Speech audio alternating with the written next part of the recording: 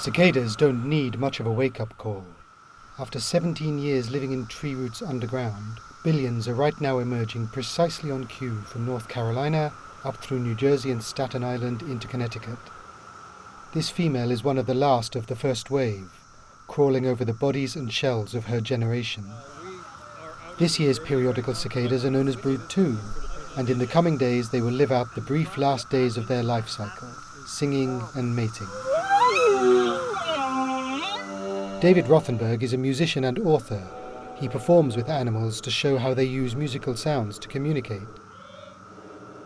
Cicadas don't immediately sound musical to most people. When you come to a place like this is the perfect sound right now. We hear 3 species of 17-year cicada. We're hearing the pharaoh sound. Pharaoh. Millions of those you just hear. That's Magicicada septendecim, the most known, famous sound. Then you hear Magicicada cassini going, and they're louder and come out more in the afternoon. And then Magicicada septendecula, the least common of the 3. They all come out at the same time, only once every 17 years. It's Saturday, and he is getting ready for a performance at the World Science Festival at the New York Botanical Garden. But he needs singing cicadas, so he has come gathering with some friends.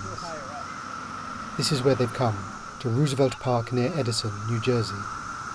The Treetop Orchestra says they are in the right place, as does the collection of cicada experts and enthusiasts with nets. Getting females, it is not helping. So we're just wandering around looking for active flyers, so we're going to these sunny edges. David tries to entice suitable cicadas down, but they are too high up in the branches. We're just trying to find some actively singing cicadas that are not so high up in the trees. So if they're singing and they're lower down, we can bring them to the show. That's a singer. Whoa! If you start out being afraid of bugs, you get over it fast because they just climb all over you and you do nothing. One friend says there are more at his parents' house nearby, so they try there with more success. Compared to last 17 years, it definitely seems like there are more. But of course, I'm more in tune to cicadas now that I've been sort of studying them for 17 years. If I had to guess, about twice as many. Meanwhile, field biologist John Cooley has an unruly specimen. It's on your shoulder. Oh, there you are. One cicada seems to be confused by John's shirt, or if not, by a small brown clicking light switch that he has brought along especially for deception. He thinks he's got a female here.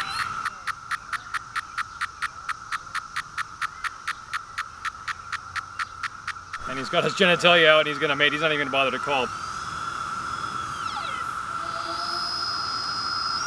But here we have a more pure chorus of Magicicada septendecim. And because they're closer to us now, we can hear some of the famous pharaoh sound.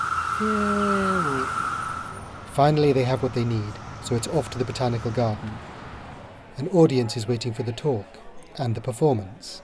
Each of the 3 species has like 3 different sounds. Up to 9 different sounds are going on at any one time. It's like a whole orchestra.